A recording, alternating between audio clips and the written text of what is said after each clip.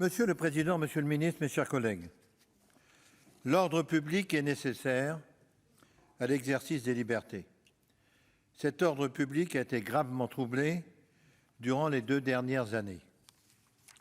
En novembre 2019, après une manifestation des Gilets jaunes, le bilan dressé par le ministère de l'Intérieur faisait état de 2500 manifestants blessés et 1800 blessés parmi les membres des forces de l'ordre. Entre parenthèses, monsieur le secrétaire, monsieur le ministre, je voudrais vous dire que votre délégué interministériel à la sécurité routière, qui a lancé l'opération des 90 km/h, a une part de responsabilité dans la mise en place des Gilets jaunes.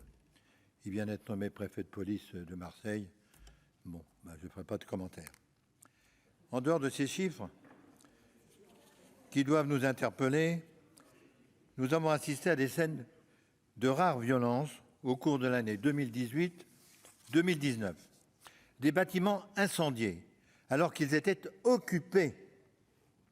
Des dizaines de véhicules ont été brûlés. Il faut en tenir compte. Ces dégradations ont parfois visé des lieux hautement symboliques. Les Champs-Élysées, bien sûr, des ministères, des préfectures, mais aussi également l'Arc de Triomphe, dans des circonstances qui ont profondément choqué tous les Français. Les forces de l'ordre ont été mises, monsieur le ministre, à très rude épreuve dans un contexte sécuritaire qui reste préoccupant. Les personnels affectés au maintien de l'ordre n'étaient peut-être pas toujours suffisants, mais il est parfois difficile de tout prévoir. Je veux rendre hommage, en tout cas, au sang-froid et à l'engagement extraordinaire de nos forces de l'ordre. Si certains ont commis des violences injustifiées, comme l'on dit, ils devront naturellement être sanctionnés pour cela. Mais il ne faut pas oublier que l'immense majorité des fonctionnaires a toujours fait preuve de mesure dans des conditions qui étaient pourtant extrêmes. Je tenais à saluer, avec l'ensemble de mon groupe des Indépendants, leur professionnalisme et leur exprimer tout notre soutien. Le maintien de l'ordre obéit à diverses doctrines, la mise à distance, la NAS ou le contact. Depuis 1968, la France a choisi la mise à distance. Éviter à tout prix le contact entre les manifestants et les forces de l'ordre a permis d'éviter des morts et a contenu le nombre de blessés.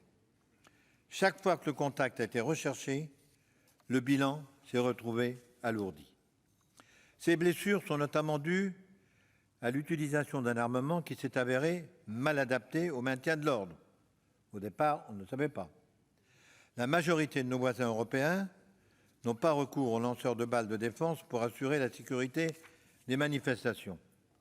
Idem pour les grenades GLIF-4 qui n'auraient pas dû être employées à partir du moment où leur dangerosité a été établie.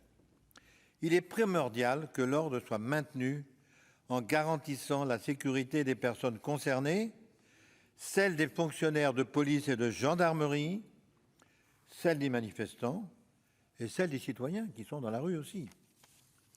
Nous souhaitons que les fauteurs de troubles puissent être judiciarisés et durement sanctionnés, et pas sanctionnés pendant 8 ou 15 jours ou 3 semaines, mais fortement sanctionnés. Cela, cependant, ne doit pas se faire à n'importe quel prix. Le préfet Grimaud, qui a été cité par un de nos collègues, a assisté au 6 février 1934, était en charge du maintien de l'ordre durant mai 68. Il écrivit aux fonctionnaires que la force ne devait être utilisée qu'en dernier recours et avec retenue. Car, je cite, « Nous gagnerons peut-être la bataille dans la rue, mais nous perdrons quelque chose de beaucoup plus précieux, et à quoi vous tenez compte, comme moi, notre réputation. » La réputation de nos forces de police est bonne. Il nous semble donc que la stratégie qui doit être retenue est celle d'un maintien de l'ordre focalisé sur la prévention des dégâts humains. Les interpellations doivent avoir lieu à chaque fois qu'elles peuvent être réalisées en sécurité, et pour nos concitoyens et pour les forces de l'ordre, mais tout ceci, chacun le sait, n'est pas facile. Le droit de manifester est essentiel au dialogue social. Tout le monde est d'accord. Et l'ordre public est nécessaire, là aussi, à l'expression des libertés. Les forces de l'ordre ne pourront pas tout faire.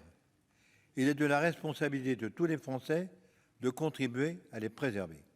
Je voudrais dire un mot sur un de nos collègues qui a évoqué les caméras piétons. Il se trouve que j'étais rapporteur d'un texte, notamment sur la sécurité dans les chemins de fer et dans les gares, métro, chemin de fer, et que j'ai préconisé effectivement que tous les policiers soient équipés de caméras piétons. Et il se trouve que j'ai eu des contacts avec la SNCF et que j'ai pu me rendre compte comment cela fonctionnait. Et ce que j'ai vu pour ma part, je ne sais pas comment ça fonctionne autrement, mais ce que j'ai vu fonctionne bien. Et les policiers et gendarmes auxquels j'en ai parlé qui en ont, disent que ça fonctionne bien. Je voulais le dire parce que ce que j'ai entendu, le travail que j'ai fait, le résultat qui m'a été transmis par les forces de l'ordre est un résultat positif. Je vous remercie. Merci, cher collègue.